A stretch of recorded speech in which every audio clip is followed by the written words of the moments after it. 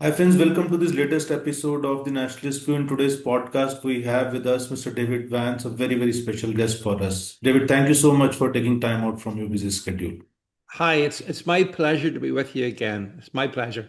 David is a very renowned international commentator. He basically resides in Britain. He not only comments on Britain, but also on South Asia, Europe, and a number of other international relations related issues. And David runs his own website also, and there is a Substack also to which you can subscribe.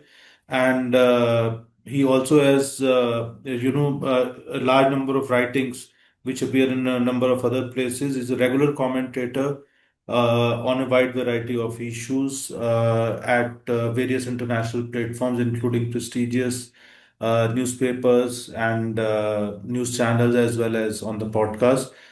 Today, we are going to talk about a very significant and very sensitive issue, which is often buried under the wraps because sometimes certain issues are too inconvenient to talk about. And that issue is Islamization of Britain. It's basically a symbol of a larger problem of Islamization of Europe, but about that we'll talk sometime later. But today we're going to talk about Islamization of Britain, and no one else can talk about it better than David. David being there, and incidentally, let me tell you that because of his forthcoming views and because of his views, which are straight like an arrow, which hit really hard, he has been banned from appearing on BBC. So that also will Yeah. discuss basically that how outlets like BBC misrepresent situations where when the Islamization of Britain is happening and they're showing you basically an altogether different picture. But David, my first question is that how serious is this threat of Islamization of Britain and how it is getting manifested on the streets of Britain and affecting the day-to-day life of the people of Britain? Yeah. Well, thanks for the question, your first question. And it's a very good question. And I think that actually, to answer it directly, let me quote a different Vance, this time J.D. Vance, the Vice President of the United States, who back in January, I think it was, said, sort of half joking, but not joking, but it might be that the first country, the first Islamic country to get nuclear weapons might be Britain, the UK. Now, he said that with a smile, but I think he knew what he was saying. And it is a serious issue. The UK is being Islamified at an incredible rate of knots. And some people might say, well, look, that's the UK's problem. But the UK is part of a global network, and it's not good for the world that the UK goes down the Islamic route. But it's honestly, I mean, it's happened during my lifetime. I mean, there was a point I would go back to the 70s, mid 70s, or late 70s, 80s, when it wasn't even really a thing. But now, 2025, you go forward 45 years, and all of a sudden, we've got major English towns which are predominantly Muslim population. Even parts of London itself. London, I don't consider a British city. In fact, if you want to know what Britain's going to look like, here's the answer. It's going to look like London looks like now. London's a place where lots of the original London people have left the city. They've gone elsewhere. They don't want to be in what has become this kind of Islamified hellhole, and that's what London is. And you can see how it's spreading, Aaron. It's not just London. It's places like Birmingham. It's places like Manchester. It's then all the little mill towns that we used to have. Bradford, Rotherham, which places like that, Rochdale, which are all epicenters for the rape gangs. That's where the growth has been.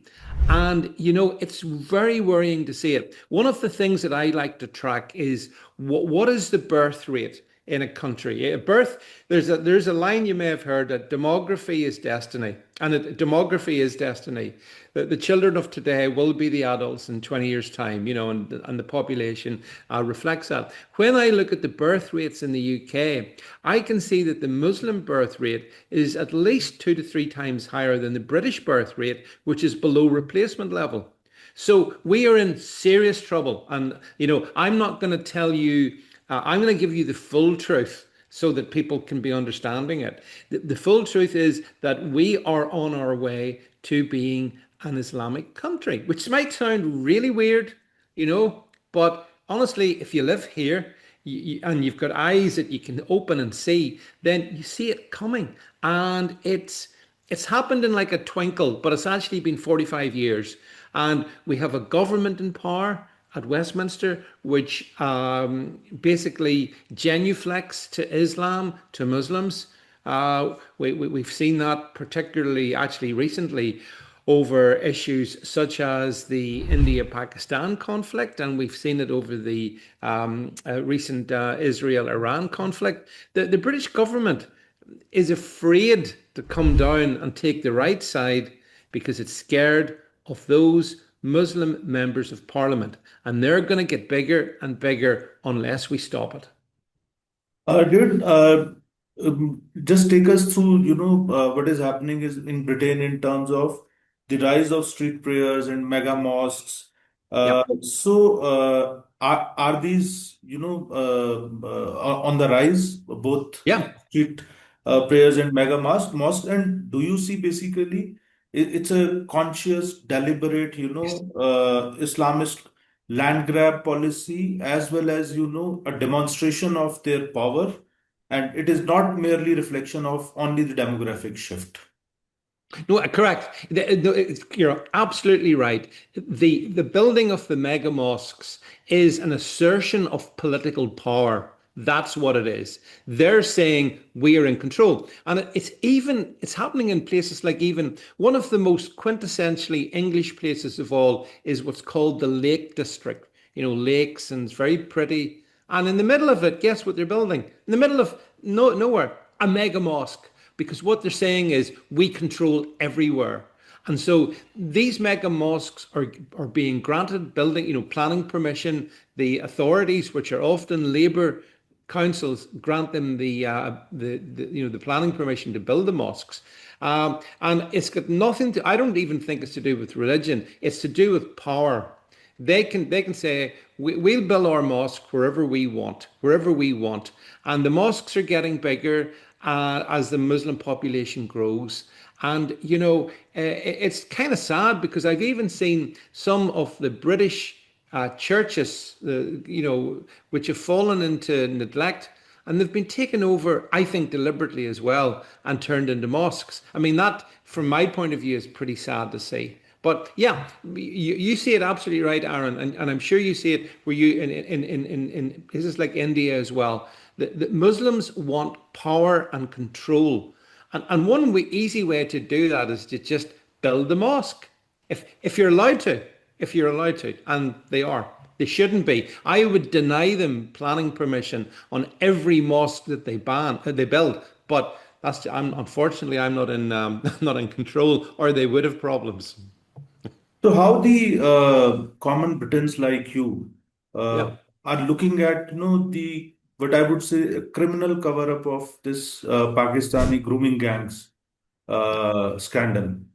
yeah. And if you can take us through, that when this scandal broke, what broadly is this scandal, and how, the government reacted, the media reacted, the common, Britons, they reacted, and is there kind of a difference between, all these three stakeholders, I would say, that actually the government reactions and the reaction of the media, it's not actually basically the manifestation of, or it is not truly representing the feelings of the common Britons, or is a section of the common Britons is also, not bothered about it, as it happens in India also.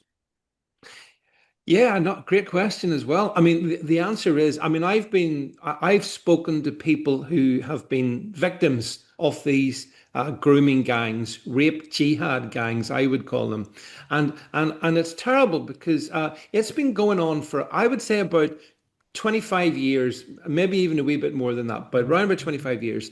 And it's been in particular areas where there's a concentration of Muslim population. And that's the clear link. It's really, really clear. But what happened is, you mentioned the BBC earlier. The BBC and other mainstream media players, they don't want this discussed because it breaks up the multicultural narrative, and it doesn't reflect very well, obviously, on Muslims, and in particular, Pakistanis, because these were mainly Pakistani rape gangs. That's what they've been. So I've been involved around the periphery in this for quite a few years, and I mean we've tried to get politicians interested in it. I've been at a meeting in the House of Lords where we talked about it and trying to get their buy-in. But the truth of the matter is that so many of our politicians are cowards, absolute cowards, and they have got Muslims in their, constituency who vote for them, and so they're scared if they speak up against the rape gangs, then they will lose some of their voters, and that's particularly true of the Labour government. The Labour government that we have at the moment is very sensitive to the fact that without that Muslim vote, they're not going to be in government. So think about that. So are they prepared to sacrifice the young girls? Yeah, yeah, they are, and that's shameful and disgraceful. And but there are people campaigning for it, and I think that the majority of the British people, the ordinary people, know this is completely wrong. And when you listen, honestly, when you listen to the stories of what goes on in those particular areas where they operate, it's horrible. But I mean, you'll have seen it in India as well, where they operate. It's the same. These people don't change. I mean, this is part of my problem. That my view is, if you come to this country and you can contribute and integrate, as so many of my Indian friends have, that's great. But if you come here and you don't accept anything, you set up your own Sharia courts, you operate apart from us, then honestly, you're not welcome. You should go. Uh, but the awful thing is, there's so many of these people here now. The politicians want their votes, and because they want their votes, they will sacrifice the young girls. So, David, moving ahead, voices like you, uh, so are they basically, are these kind of voices growing in Britain? Are they being Oh yeah. listened to more attentively? Yeah. Or your kind of voices basically, so they're getting less and less in, number, and people are paying less and less attention No. to it, in the sense that what is the general mood of the British society? I think the really good news is that because of like new media and the opportunity and social media, we're able to get messages out. And I believe that more and more people have always been aware of it, but people are no longer afraid to say it. So I've said it all along. And as you say, for the BBC banned me for actually just speaking the truth. But I think we've kind of bust the dam, and the truth is out and people know it. And that's why you saw a huge U-turn from the British government last week, when, having previously said there's no need for a national inquiry into the rape gangs, no need for that, all of a sudden they changed their mind and said, well, let's have an inquiry. Now, I have no confidence in the inquiry whatsoever, but it's people power, Aaron, and the people, I think, of Britain know the wrong that's been committed, and they want justice for the girls, and that's going to grow and grow and grow. Yeah, did one other thing, basically what we have seen, I'll bring in, two sets of other communities. One is the Hindus and the other one are the Jews. So Yep. we have seen, the Leicester violence, we have seen, Leicester violence committed by, jihadist mobs, Yep. and Hindu temples have been attacked. Hindus are being attacked by, these Islamists in Britain. Then we have also seen the pro-Palestine I would say actually these were pro-Palestine demonstration. I would say these were actually anti-Israel demonstrations, where Yeah, you know yeah, the yeah, students and especially the kind of the kind of influence they have developed on universities and yep. some of the prestigious campuses. So, how the British government, how do you look at it? How the British society look at it? How the British government and media look at it again? Secretly, the manifestation of this Islamism in violence against other minorities and on anti-Jew, anti-Hindu campaigns. Yeah, well, it's very true. I mean, there is an anti-Hindu, anti-Jewish aspect to all of this, and I mean, I know that my Indian friends here have protested for years about the unfairness and the lack of action by the British government.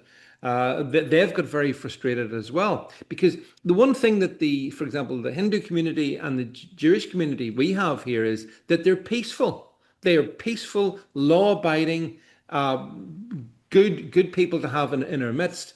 And but I mean, there's not many Jewish people. The Jewish population is relatively small in the UK. Hindu population is a lot bigger. And like for example, I would have liked it when Rishi Sunak became prime minister a couple of years ago. I mean, he had a moment to stand up more for because I mean, obviously of his ethnicity and his religious background, but he didn't. And again, it comes back to the fact that they know that the Islamic threat is real and it manifests itself in so many ways, but not least on other ethnic groups, religious groups like Jewish and Hindu. But they're all still a bit scared because the British establishment, you see, you've got the politicians, but in the background, you've got all the civil servants, and they're not to be trusted at all. I mean, the British civil service has even got the Muslim civil service within it. It's horrendous.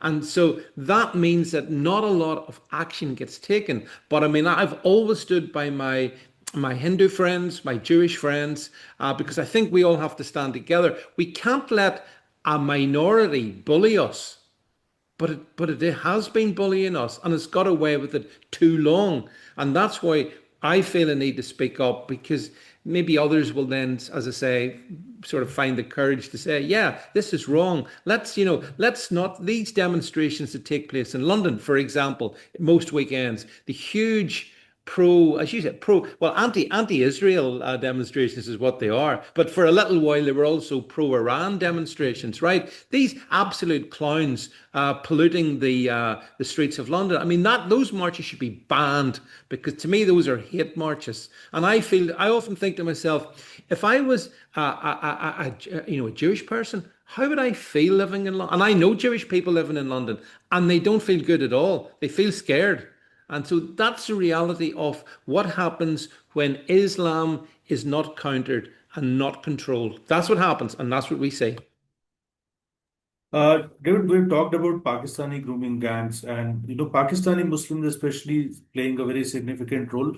And as the official records also show, organizations like Jamaat-e-Islami, so they are raising huge amount of money in Britain through various charities. Yeah. A lot of other Islamic organizations which are funding the terrorist organizations, which are basically the charities, but which are fronts of the jihadi organizations in Middle East, in South Asia, and Britain is a major center where they are stationed. They get legitimacy by getting either organizations registered there, operating from there. They raise huge amount of money, and Yep. then they send it channel all this money back to these jihadist organizations. But my question is basically, has there been any government inquiry or has this issue been raised? One. Second is that how do you look the role of Pakistan as a state? Because the way it is operating proxies against India, Jamaat-e-Islami after Yep. 1947 is basically the baby of Pakistan state and the Pakistan military establishment, and it has used Jamaat-e-Islami as a major extension arm to create havoc in Hmm. terms of not only in South Asia, but most of the people don't realize that it's a global organization and there are many other sources Mhm. of That's law. right. So my Yep. question is that presence of these so-called charities, and which are basically the jihadist organizations, and second is the role of Pakistan as a state, and especially ISI. We know its intelligence arm, Mhm. so it's quite strong and it's quite capable and it's quite competent Yeah. that way. Yeah. Yeah. So how do you look at the role of Pakistani state in this thing and in context of this whole charity business also? Well, yeah. I mean, I still think one of my proudest moments was going to the United Nations and telling the Human Rights Commission that Pakistan, in my view, is a failed state and a terrorist state. And the funding of the terrorism, which you're talking about through charities, is indeed a real threat. It's something that, here's what they do. They set up different charities under different names to get the money. And then when you close one down, they set up, and they're so good at it. They're very, very adept. What should happen is the British government, through the relevant authority, should have a unit constantly looking at these fundraising charities, which are all fakes. You're all fakes. You're dead right, and stop the supply of money, because the UK. I mean, again, this is why going back there a couple of months ago when the trouble between Pakistan and India, we should be standing shoulder to shoulder with other countries against terrorism. So, whether it's Israel, whether it's India, we should be standing with them. We shouldn't be funding the terrorism. But you're right, we are. And that's because the British government and Pakistan government have this relationship that I don't like. I don't like it at all. And again, I think it weakens Britain, and it encourages Pakistan, and well, I mean, if I had my way, I would break off diplomatic relations with India if I could do what I get. But in the interim, what I think we should be doing is With we should be, Pakistan, diplomatic yeah, relations with yeah, Pakistan. Yeah, yeah. break them off. How would we be worse off? There's literally no downside. If there was a David Vance government, one of the first things would be break off diplomatic relations, because they don't contribute. The only things that contribute to the UK is rape, jihad, all kinds of other nasty things. Why is that? Why would we lose out? And there again, there's the other upside. If we did that, maybe some of them might decide to go back. It's funny how they don't want to go back, though, isn't it? And that's because, to go back to the very thing we started talking about, it's all about power. We're seeing, and it's a global thing around the world. You see it in the States as well, in certain of the US states, where you get they parachute small numbers in, and then they get bigger and bigger, and they take control of different things. And if you criticize them, it's racist. And then before you know where you are, they've got power. And that's what they want, power. And I think, but we've got power. India's got power. Britain has power. Donald Trump has power. We should be able to stand against these people, and assert the dominance of our culture over theirs. And that's what I'd like to see. But closing down the charities, absolutely, it should be done. But I notice they set them up, and then the government catches up, a year later and closes. But they've set a new one up. That's the game that they play. It's a fiendish game. David, my last question is that it's basically actually there are two questions embedded in one. So one is that so what is the inevitable, end state for Britain if the current Islamist trajectory remains unchecked and unchallenged? One. Second, so to challenge it, do you think that we Britain needs to revisit its immigration policy, and it also needs to start sending back, especially those members of the Muslim community who are jihadists and who are hiding behind the shield of multiculturalism to promote basically jihadism and political Islam? Yeah. So the trajectory, if we don't do something, is as we discussed at the beginning, we will become an Islamic country. In about 40, 50 years' time, that will happen. That's the trajectory. But the good news is that doesn't have to be. That doesn't have to be the future. For the first time ever, that I can remember, people in the UK now talk about the need to have mass deportations, in particular regard of Muslims who have come here don't integrate, don't contribute, make no benefit to British society. And I'd like to see, I'd like to see a few, certainly between 1 to 2 million of them deported straight back to where they came from, which is Pakistan and Bangladesh as well, by the way. These Muslims who come here are not helping us. And I think there's the beginning, and you can feel it. There's the beginning of, for example, the Reform Party, Nigel Farage's party, have talked about the need for mass deportation. Now, they could be in government in 2029. So, in 4 years' time, the UK could have a government that actually would mass deport. And I would completely support that. So although the trajectory is not good, if there's one thing I've learned in life and politics is things don't always necessarily follow the trajectory that you think. And so maybe what we're now going through is a response of almost 50 years of neglect and appeasement. And now there's a recognition that we're going to have to sort this out. So we're going to have to get rid of the British government that we've got at the moment. The Labour government has to go. We need to bring in a much more radical government, and then we start. And we start the mass deportations, and we don't stop, and we close our borders, and we don't bring people in that don't contribute to this country. We become very selective. In that regard, watching what Donald Trump does in the States is quite inspirational, because you can actually see, that's the way you do it. So I'm hopeful for the future, but I'm also wary that we can't afford to sit back and do nothing.